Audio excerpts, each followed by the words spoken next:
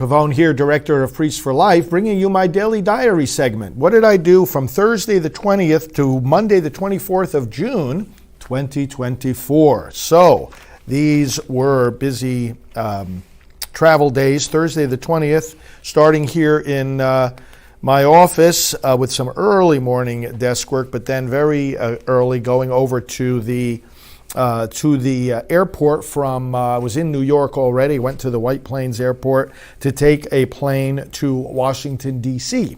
And there I was going to the Road to Majority conference. So what I did was, got an early flight, it was a 6:30 flight. As usual, started working on the plane with various, actually working in the terminal of the airport. Plans for the Dobbs anniversary. Some communication with NAPA. You know, NAPA Institute, one of these days we'll talk a little bit more about that. 115 Forum, mailing that was going out, connecting with the various priests that I had organized to come to the conference this weekend in Washington, D.C., working on other travel plans, including for the Republican National Convention, where I'll be all week in the middle of July, approving a fax to go out to all the parishes and approving the work on the next Priests for Life travelogue mailing, as we call it. So, doing all this work, I landed in D.C. and then I went to our Washington, D.C. office. We have a staff person there who handles that office right behind the Supreme Court. So going there, I did work there at that office with our staff, including some phone calls with other staff and some plans, website work, etc. Then at around noon, after having gotten a quick lunch, I walked over to the Cannon Building, which was one of the 3 office buildings for the U.S. House of Representatives. And there went into the caucus room for the first event of the Road to Majority conference. This is a major political conference. I've been telling you about it. And was there with Senator Ted Cruz, Senator Tim Scott, Senator Lindsey Graham, all of whom addressed our group. I interacted with the participants, our various priests, whom I had invited to come, including 2 priests that work for Priests for Life, were there. And so that was several hours. I did a little bit of media interview after that event took place, hooked up with one of our other staff members, Brian Kemper, who was there with some youth. And after all of that, I went over back to went over for the first time for this trip to the hotel, the Washington Hilton, and checked in. And then had at 6 o'clock a clergy meeting. So we had Sister Dee Dee came and other clergy were there, priests and deacons, and we had a good meeting with some of the leadership of the Faith and Freedom Coalition who put on this conference. And then after that, had dinner with the priests there in the hotel, and then about 9:30 or so had an update meeting by phone with Mark from our administrative team, and that concluded the day. Friday the 21st was a full day of conference at Road to Majority. And let me go to my notes here. It was really great. I had a early breakfast, just a little bit of work on my computer. I had to do approval of a blast going out for media, and also some planning for the National Pro-Life Religious Council upcoming board meeting. Then what I did was to go down to where the conference was starting. So I interacted, as I do at most of these conferences, with spending time between the exhibit area, visiting the different people, of course, ministries that we know who are exhibiting there and interacting with them. The main talks, listening to some of the main talks being given, and also Media Row, where different media outlets set up their equipment and broadcast from the conference. So I did an interview with one of the big radio shows that was there. And then I spent time with the people coming to the conference in all of these different places I just mentioned. Came time for lunch. I had a lunch meeting with one of the priests and another active pro-life gentleman who wanted to consult with me. So we had a working lunch. And then right after that working lunch, I had a working meeting with Deacon Keith, and Deacon Keith collaborates with us on a number of different fronts, including Deacons for Life. He's an assistant to Bishop Strickland. We talked about all those things and future plans. So we had that meeting there right into the rest of the afternoon, and then again interacting with the people in the exhibit area, in Media Row, and in the main conference area, and that led to dinner with the priests who I had brought here there for the conference, and then we concluded the day with some quiet work later on in my room after the evening event. Then Saturday the 22nd, again very, very busy day in networking with the people there at the conference.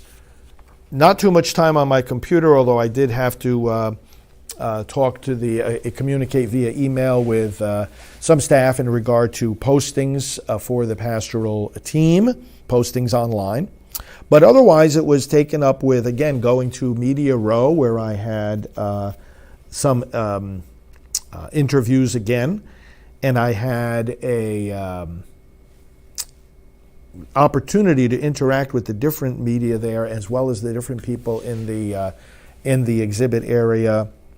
Then I reported to the green room, and I interacted with the other speakers and dignitaries and guests who were gathering there, including Dr. Ben Carson, with whom I was then on a panel. So our presentation was at about 10:30 a.m.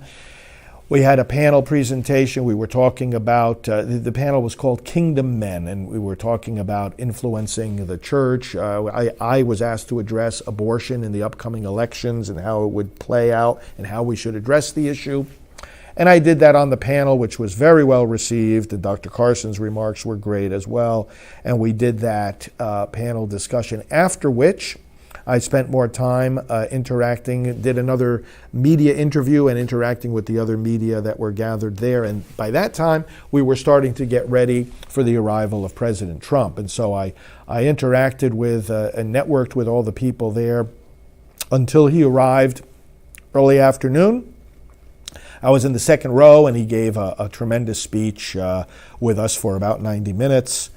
And it was fantastic. Everyone was so enthusiastic. When the president finished, he left, and then the conference continued, and I continued networking and interacting with everyone. We had a reception, and I was there from the beginning and greeting everybody and having some good conversations. And then I went backstage for the beginning of the gala. I was sitting at the head table. Alveda King was with me, and we went out one by one as we were announced, and then Ralph Reed asked me to give the opening invocation for the gala dinner. We had Governor Kristi Noem there. I spent some time talking with her backstage, and then at the end of the gala, again, networking with all the people that were there as they returned to their rooms for the evening. That was Saturday the 22nd. Sunday the 23rd was basically a day of travel, but I started off in the morning doing some work in my hotel rooms. I had an opportunity for some quiet work, catching up on all the contacts I had made during the conference, took some notes, looking at who I have to follow up with.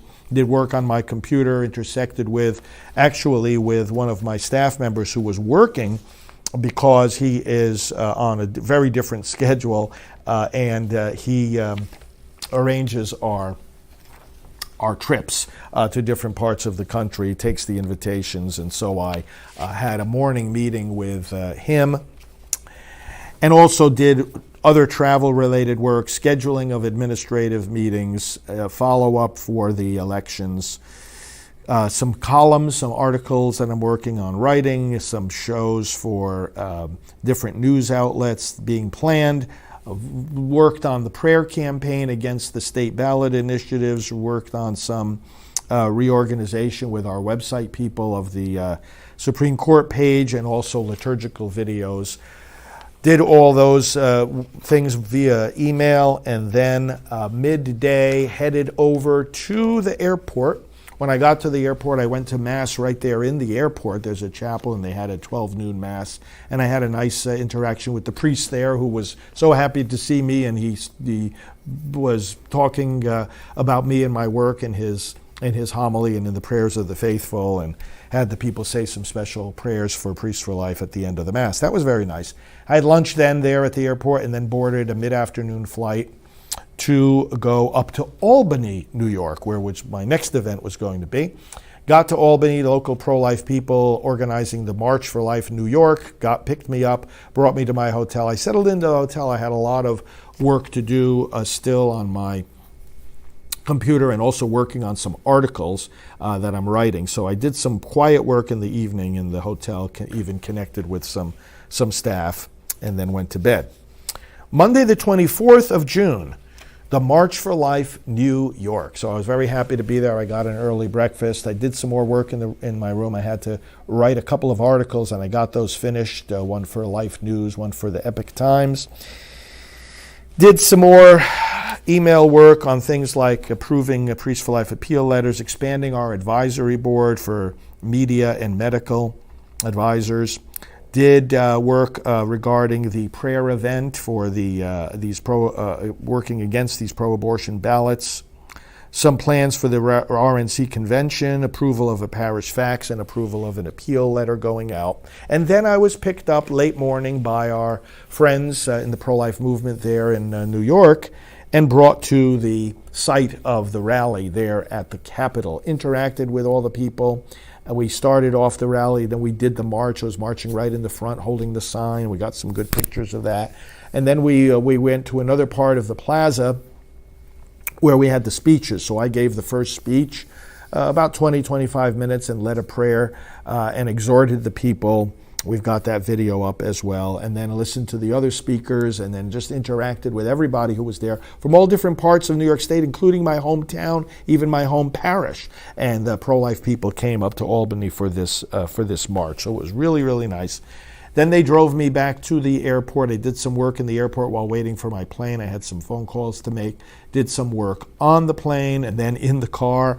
Once I landed in Orlando, went back home and did work on various emails in the car. And then once I got back to the office, settled in to my office and did some various work there. So that was the 24th of June. So that's my daily diary update for this time, friends. I hope you're flourishing in your own work for the unborn, most important work on earth. Know of our support and our gratitude to you for doing it.